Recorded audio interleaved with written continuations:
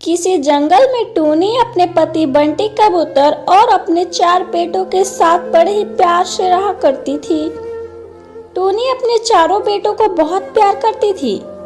टूनी को अपने ऊपर बहुत गुमान था कि उसके 4 बेटे हैं, क्योंकि पूरे जंगल में ऐसा कोई पक्षी नहीं था जिसके 4 बेटे हों।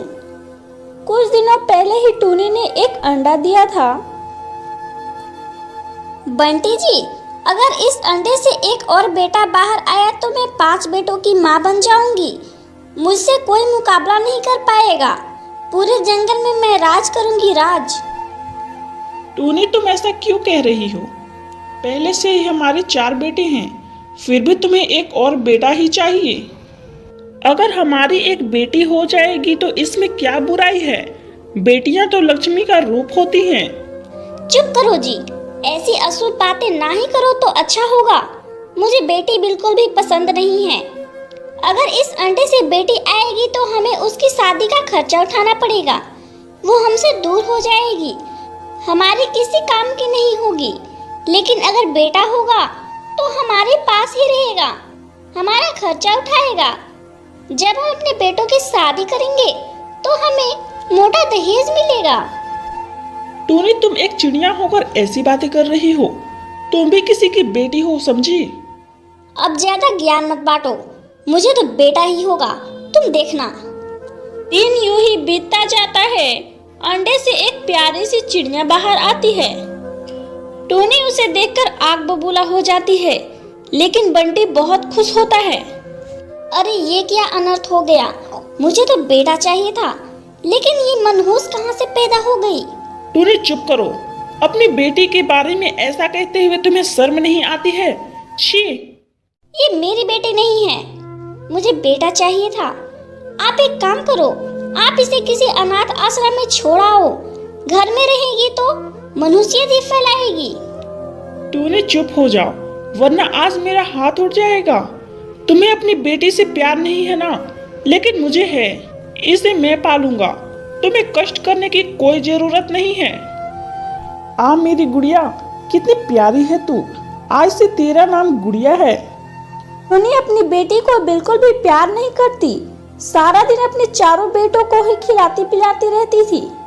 एक दिन टूनी अपने बेटों को पूरी सब्जी खिला रही होती है, तभी गुड़िया कहती है, माँ, आपने पूरी सब्जी बनाया है, मुझे भी खाना है। बहुत जोरों की भूख लगी है, मुझे भी खाना दो ना। भाग यहाँ से, मैंने अपने राजकुमारों के लिए खाना बनाया है। तुझे इतनी ही भूख लगी है तो जाकर रात का बासी खाना पड़ा हुआ है, जाकर वही खा। और हाँ, मुझे माँ मत बुलाया कर, मैं तेरी माँ नहीं हूँ। गुड़िया रोते रोते अपने पापा के पास जाती है। क्या हुआ मेरी गुड़िया को? रो क्यों रही है मेरी गुड़िया रानी? पापा, माँ मुझसे बिल्कुल भी प्यार नहीं करती हैं। मुझसे गैरों जैसा व्यवहार करती हैं। माँ ने पूरी और सब्जी बनाया है, मैंने खाने को मांगा तो उन्होंने मुझे बासी खाना खाने को कहा। कोई बात नहीं बेटा, तुम्हारे पापा हैं ना। तुम्हारे पापा अपनी गुड़िया से बहुत प्यार करते हैं। चलो तुम मेरे हिस्से का खाना खा लो। बंटी कबूतर अपने हिस्से का खाना गुड़िया को दे देता है। पापा, आप बहुत अच्छे हो, आप भी मेरे साथ खाओ ना। बंटी और गुड़िया दोनों साथ साथ खाना खाते हैं। टूनी ये सब देख रही होती है। देखा टूनी तुमने, जब मैंने गुड़िया को अपने हिस्से का खाना दिया तो उसने अकेले नहीं खाया, साथ में मुझे भी खाने को कहा। लेकिन जब तुम अपने बेटों को अपने हिस्से का खाना देती हो तो क्या वो तुम्हें खिलाते हैं? नहीं ना। यहाँ तक कि तुमने खाया या नहीं ये भी जानना जरूरी नहीं समझते हो। खुद सारा खाना चट कर जाते हैं। अभी भी वक्त है, अपना लो अपनी बेटी को। टूनी कुछ नहीं कहती है और वहाँ से चली जाती है। दिन यूं ही बीतता जाता है।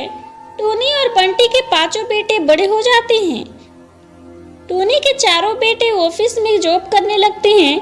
गुड़िया भी एक बड़ी सी कंपनी में जॉब करने लगती है। जल्दी ही 4 भाइयों की शादी भी हो जाती है। गुड़िया उन 4 भाइयों से छोटी थी, इसलिए बंटी ने अभी उसकी शादी नहीं की थी। शुरुआती दिनों में तो टूनी के चारों बेटे और बहू अपने सास ससुर को बहुत मानते थे, लेकिन जैसे जैसे दिन बीतता गया टूनी के चारों बेटों और बहुओं को टूनी और बंटी बोझ लगने लगी।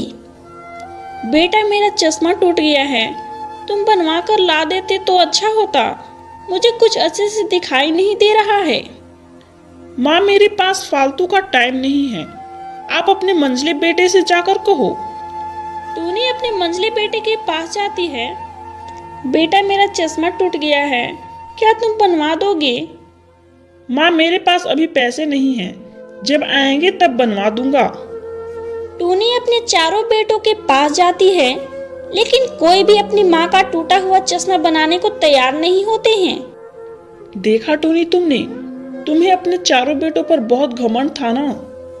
ऐसा कुछ नहीं है, वो बड़े कंपनी में काम करते हैं, जब समय होगा तब बनवा देंगे। चलो कोई बात नहीं, लाओ मैं तुम्हारा चश्मा बनवा देता हूँ। दिन गुजरता जाता है। टूनी के चारों बेटे अपना अपना नया घर खरीद लेते हैं। मम्मी पापा, हम चारों भाइयों ने अपना अपना घर खरीद लिया है। इस घर का कोई भरोसा नहीं है, इस घर के कागजात जब्त हो गए हैं, ये घर अब कभी भी टूट सकता है। लेकिन बेटा, मैं, गुड़िया और तेरी माँ कहाँ जाएंगी? हमें क्या पता, आप लोग अपना देख लो, हम अपने नए घर में जा रहे हैं।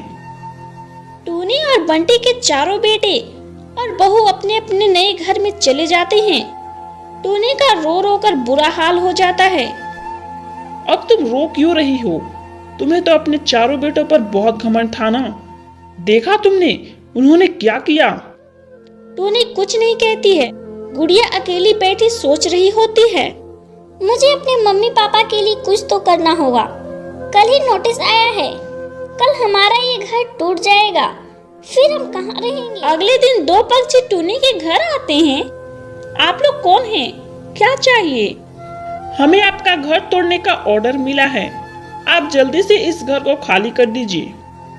भाई साहब, अगर आप हमारे घर को तोड़ देंगे तो हम कहाँ जाएंगे? हमारे बेटों ने हमें अकेला छोड़ दिया, हमारे ऊपर रहम खाइए। बहन जी, आपको ये सब घर बनाने से पहले सोचना चाहिए था ना। अब कुछ नहीं हो सकता है, जल्दी घर खाली कीजिए। माँ पापा चलिए यहाँ से, ये घर अब हमारा नहीं रहा। गुड़िया बेटा, अब हम कहाँ जाएंगे? हम तो बेघर हो चुके हैं। पापा आप दुखी मत होइए, आप दोनों हमारे साथ चलिए। गुड़िया एक बड़े से घर में अपने माता पिता को ले जाती है। गुड़िया बेटा, इतना बड़ा घर किसका है? हम किसके घर आए? मम्मी पापा, ये आप दोनों का घर है, ये घर मैंने खरीदा है आप दोनों के लिए। कुछ दिनों में तेरी शादी भी हो जाएगी, फिर हमारा खर्चा कहाँ से चलेगा? मैं तो अब कमाता भी नहीं हूँ। पापा आप बिल्कुल भी चिंता मत कीजिए, मैंने उसका भी इंतजाम कर रखा है। आप दोनों चलिए मेरे साथ। बेटा, ये किसकी दुकान है? पापा ये बेकरी है, अब से आप यहीं बैठेंगे और कमाएंगे। आपको सिर्फ दुकान देखनी है, बाकी के काम स्टाफ करेंगे। देखा टूनी तूने, जिनके ऊपर तुम्हें गुरूर था उन्होंने तुम्हें छोड़ दिया, और जिसे तुम मनुष्य समझी थी आज उसी ने हमें सहारा दिया। टूनी को अपनी गलती का एहसास हो जाता है। गुड़िया बेटा, अपनी माँ को माफ कर दे। बचपन से लेके आज तक मैंने तुम्हें सिर्फ दुख ही दुख दिया है। आज मुझे अपनी गलती का एहसास हो चुका है। तू मेरी सबसे अच्छी औलाद है। कोई बात नहीं माँ, मुझे आपसे कोई शिकायत नहीं है, बस मुझे अपनी माँ का प्यार चाहिए। हाँ बेटा, क्यों नहीं, अब हम तीनों खुशी से रहेंगे।